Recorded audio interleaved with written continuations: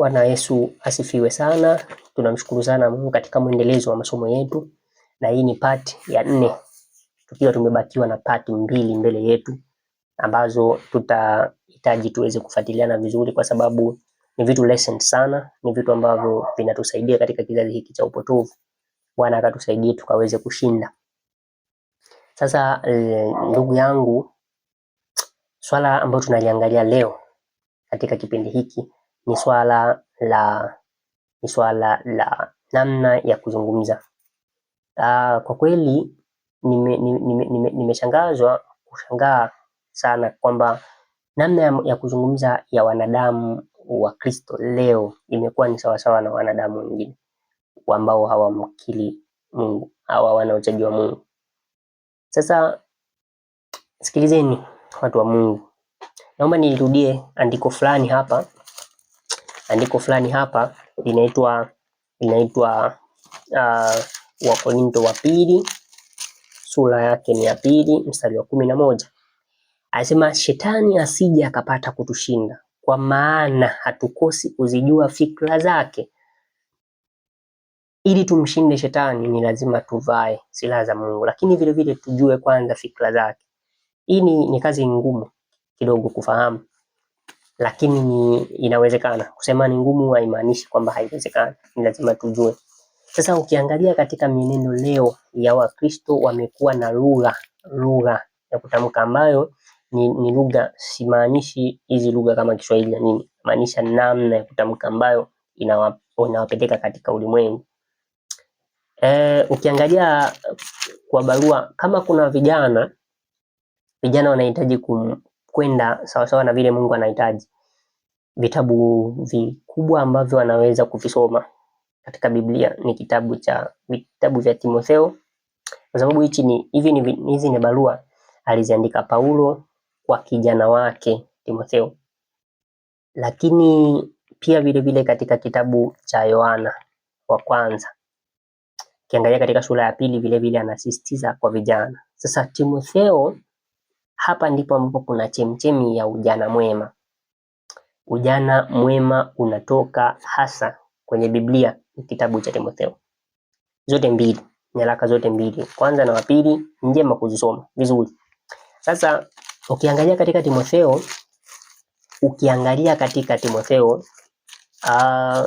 Paulo aliwahi kumwelekeza Timotheo, akamwambia kitu kama hiki katika Timotheo wa kwanza sura yake ni ya 4 mstari tuanzie wa 11, tasoma vizuri mpaka 14.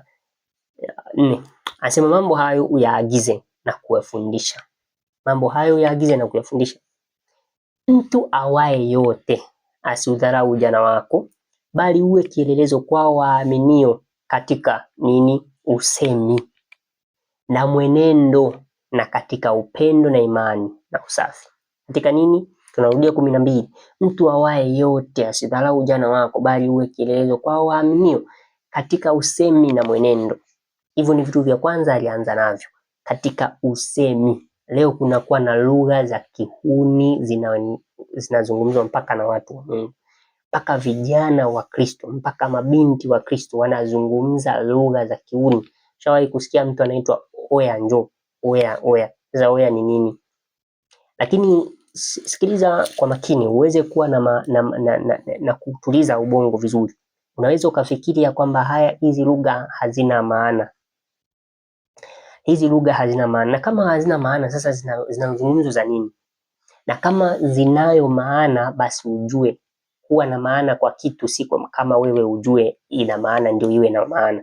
Inaweza ikawa na maana ambayo wewe huijui. Unaona Sasa ukiangalia hapa anasema katika usemi na mwenendo, na katika upendo na imani na usafi. Hata nitakapokuja ufanye bidii katika kusoma na kuonya na kufundisha. Usiache kutumia kalamu ile iliyo ndani yako uliopewa kwa unabii na kwa kuwekewa mikono ya wazee. Hawa ni vijana. Timotheo anawakilisha kundi la vijana. Paulo anamuelekeza, anasema uwe kielelezo katika usemi. Katika usemi, hicho ndo kipengele tunakizungumza katika kipindi hiki, katika pati hii ya 4. Leo hizo lugha zimekuwa zimewameza mpaka Wakristo. Unaona Hili ni swala unabidi uliangalie katika sura ya kiroho. Ukiona ya kwamba ulimi wako umeambatanishwa katika hizo lugha ambazo kiukweli huwezi kuzinena kanisani, huwezi kuzinena mbele ya mtumishi ambaye ni mtumishi ana heshima ya kiroho, huwezi, basi ujue hizo ni lugha ambazo hazina maana au zina maana ambayo ni tofauti na Mungu alivyoelekeza. Hizo lugha zote zinazozungumzwa ambazo utaona ya kwamba zinapoteza utukufu wa Mungu, ujue ya kwamba hilo ni jaribu. Fanya kuanza kubadilisha, lakini pia uonye kama kuna ndugu wako, dada yako, kaka yako, watoto wako, mama, ujue ya kwamba wapo katika hatari hiyo ya kumezwa na dunia katika namna ya kuzungumza, kwa sababu namna ya kuzungumza tu inaashiria huyu mtu ni mtu wa Mungu. Kwa hiyo ukiona umeanza kubadilisha, ndio maana mpaka leo kuna vijana ambao wakipewa mimbari, wakipewa kueleza, kufundisha, bado wanakuwa wameathirika na namna ya kuzungumza. Najikuta wanazungumza maneno mengine ambao yako wangeweza kuzungumza wakiwa na vijana peke yao, lakini kwa sababu wako mbele na wazee, wanaanza kuwa na tashwishi katika maneno wanayosikia, kwa sababu wamekwisha kumezwa na namna ya kuzungumza dunia. Unaona Sasa hii ni swala ambalo unabidi uwe makini nalo. Uwe makini nalo kama kijana, kama mtoto wa Mungu. Uwe ni mama, uwe ni baba, uwe ni mtoto, ni kijana, uwe makini na namna ya kuzungumza. Uwe kielelezo hata katika usemi. Na kama hizi zinaonekana kutokuwa na maana, ujue, sikiliza, kwambie kitu kimoja. Leo hivi tunapimwa kwenye kila kitendo tunachokifanya. Unaweza ukajiuliza hivi, kwa nini mpaka hii imekuwa na part yake najitegemea? Mambo mazito kama ya movies, mambo mazito kama ya mpira ambao tunakwenda kuliongelea katika somo la kipande cha 6. Kwa nini inaonekana kama nayo ni mzigo au ni swala kama vile ni la msingi, na kati tukiaona ni kwamba kama vile halina madhara? Sikiliza kwa makini. Mbinguni tunaandikiwa na kila kitu huwa kinaandikwa. Kila kitu huwa kinaandikwa. Hata namna unavyozungumza kinaandikwa, umezungumza namna gani. Ukitukana, hilo tukano limeandikwa. Ukinena neno halina maana yoyote, hilo neno linaandikwa na litakuja kutumika katika siku ya hukumu. Sasa kama litatumika katika siku ya hukumu, ni lazima kama watumishi tuweze kuwaelekeza watoto wa Mungu ya kwamba hatari iko namna gani. Tuanze na Mhubiri. Mhubiri sura yake Mhubiri sura ya 5, ili nikuonyeshe hatari iliyopo.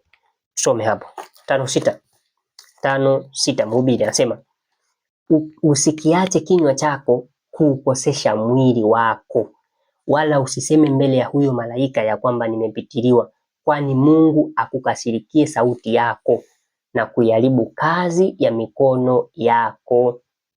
Unaona? Kwa hiyo kuna malaika ambaye yuko makini katika kuandika, na hawa malaika hawakosei hata herufi hata sekunde. Sasa wanaandika kila jambo. Ndio maana anasema kwamba usiseme mbele ya huyo malaika, kwa sababu kuna wakati mtu mwingine anaweza akawa ametusi, amefanya nini, lakini anatoa udhuru, nilipitizwa. Malaika, neno la Mungu linasema usiseme mbele ya huyo malaika ya kwamba umepitiliwa, ulipitiwa na shetani, ndio ikawa namna gani. Sasa ni lazima uweze kuwa makini katika kila jambo, kwa kama halina maana halikutakiwa kuzungumzwa. Ndio maana Yesu anasema sasa katika Mathayo. Yesu anasema katika Mathayo sura yake ni ya 12. Mathayo 12 mstari wake ni wa 36, nitasoma na 37.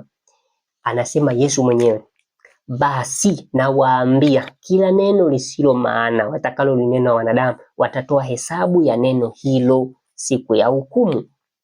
Kwa nini? Mstari wa 37 anamaliza, anasema, kwa kuwa kwa maneno yako utahesabiwa haki na kwa maneno yako utahukumiwa. Kwa hiyo na tuwe na neema, watoto wa Mungu, tujue namna ya kuenenda, namna ya usemi, ambalo hilo neno la usemi, ili ikupatie wewe fursa ya kujua kama hili ni neno linalofaa au halifai. Jiulize, katika mwili ungekuwa na Yesu pembeni yako, ungemuita hivyo?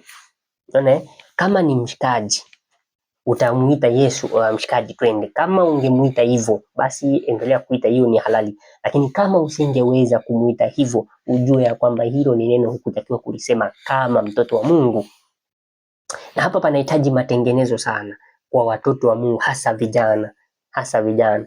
Japo mpaka wazee sasa wamezidi kuathirika, na wao wanaanza kutumia lugha ambazo nazo ni za kama vijana wa leo. Lakini kila mmoja alitakiwa awe na namna. Sasa ni fursa ya wazazi kuanzia watoto wanapokuwa wadogo na wanapoendelea kuwa katika makuzi, waweze kuelimishwa namna ya usemi ambao utawafanya wao kuwa kielelezo kwao waaminio.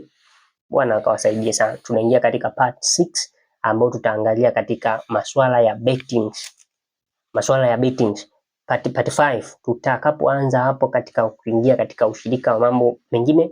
Baada ya hapo tutaingia part ya 6 ambao tutaongelea mpira na athari yake, namna ambavyo shetani ameweza kupanga mbinu hizi za kuwapoteza vijana, mbinu za kuwapoteza watu wa Mungu wote wanaokiri uchaji wa Mungu. Bwana akatusaidie. Tukutane katika part hiyo ya 5 tukijiandaa na ya 6.